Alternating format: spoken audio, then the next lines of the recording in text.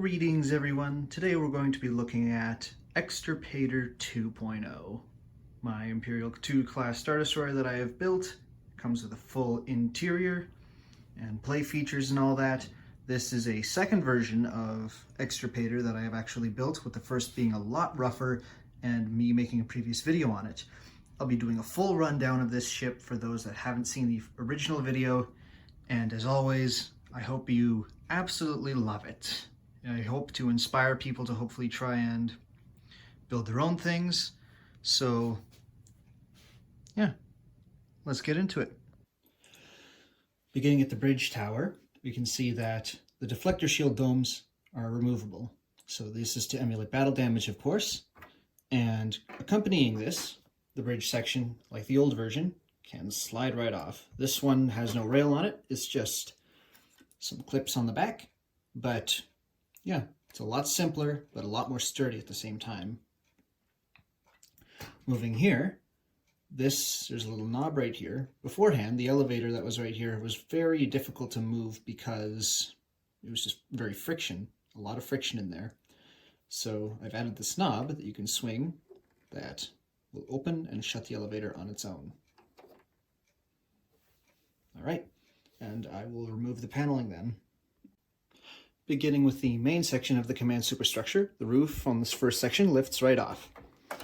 You'll see the two walls right here, and it's just held in place by these two things. No pins, no nothing like the old version. It was very complicated, especially on the outside, but we can move further down to see that there are crew pits and the command table leading to the elevator. So, like the last version, there is a room under this, and I will open that up for you now. This room I've envisioned as a sort of intelligence center. It comes with two screens that were in the newest Star Destroyer made this year. Came with Cal Kestis or whatever, but black walls, dark light and whatever, and it is accessible via the elevator. So this room tracks the TIE fighters or whatever, make sure they're going in the proper places and all that. And in this very front section, you'll see that these panels lift off. So each of them has like a little hook or whatever to attach them to the one behind it to keep them in place and not moving about. So if we take both of these off, you'll see that we have Thrawn's office. This is, of course, the captain's table from the old one, but we've got Thrawn here and Captain Pellaeon. So just a few pieces of art. Think crystal and a Mandalorian helmet. Uses the same window scheme with the stars from the last video, but yeah, just some of it's modified, some of it's taken out. Well, it's all good. Like the top section before, these two parts can come straight off. So the superstructure can peel back twice, and it reveals the captain's office, which in this case, Grand Admiral Thrawn is using it along with Captain Pellaeon. He's brought along some art, a crystal, and a Mandalorian helmet. And I guess he's here to stay for a while, so yeah, we'll see. Moving around to the sides, these panels come off. So just take hold of the clips or whatever, the greebling, and it slides right off, revealing a long access hallway and the gunner targeting systems for the big turbo lasers. This hallway's on both sides, it's identical, except for this little portion, which the other side has a bed, and this side just has some mechanical greebling some more. Moving around to the back, you'll see that the detailed section has two hatches. So one just folds open like this, leading to the second floor, and the other one just falls open like this, leading to the first floor. So put these back up, and this just comes right up, revealing the two floors. So the knob of the elevator makes it accessible, of course. And I'll slide down. I don't really have a purpose for both of these, of course, but if we move down, see that it's pretty deep in there, so I don't really have any way to change that. But again, it just flips around. It's pretty dark, so yeah, just another section. To remove the top, I shall take out this forward section, and then I can put my fingers underneath and like this on the back, and it just lifts right off. So no pins, no anything, just sits there. and there's a brick that connects to these studs to keep it locked in place, with the back resting on this, giving it a slight angle to tilt forward. The main hull plating, I was able to keep the 2 play hatches, so both of these lead to the rear of the hangar, and both of these, though they won't stay open, you have to lift them, these lead to the forward hangar. So unlike the last version, there are no extra hatches and no pins that I need to pull out. These are just held in place by gravity, so I can grab them and lift.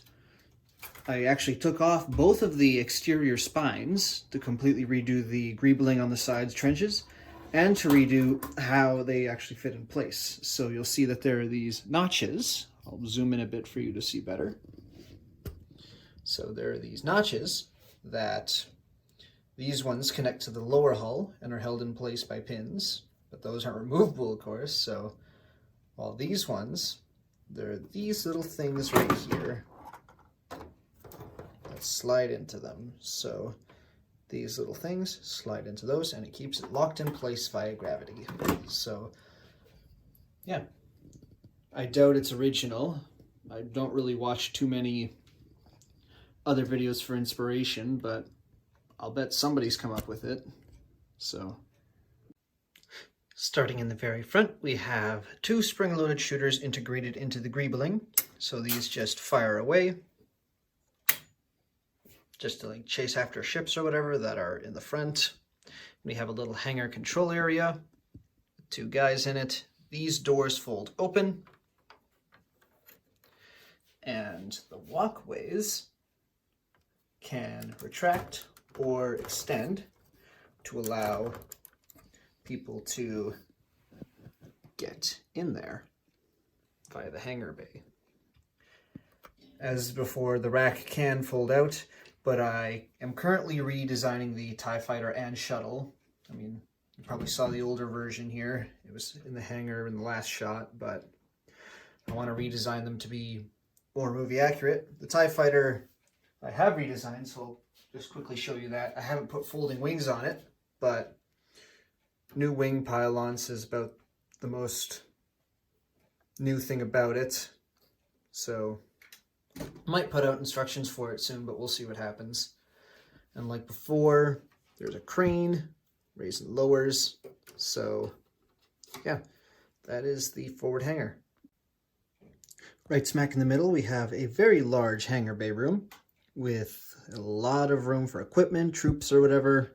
And right here, we've got a spinning elevator.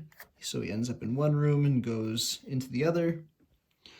And we've got a little control bay, guy in a chair. This console in the back can be taken out and used in a different area, can switch out with different stuff. So it's the same on this side right here. This guy's at the console can be switched out to the other side. So yeah. Moving back from the hangar bay, we've got little hallways, so one on each side, like so, and each of them leads to different rooms. So they're connected by a main chamber right here, with the floor being flippable for extra storage or smuggling or whatever else, though I doubt you would find that on a Star Destroyer. So you've got doorways on both sides with blast doors that can slide open and shut. This one, the guy's blocking it, so I'll just leave it open.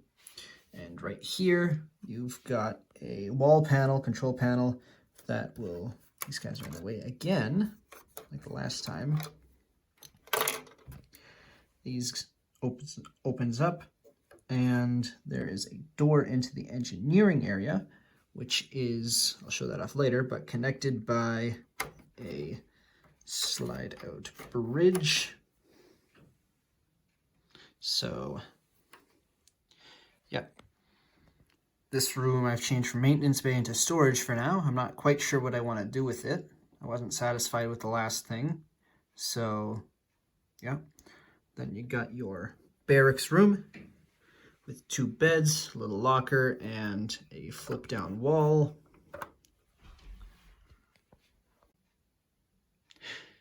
The detention level is basically the same. I'll show off the stuff again. So this guy, I'll just move him. This cell, I mean, you can flip them both up, but the wall explodes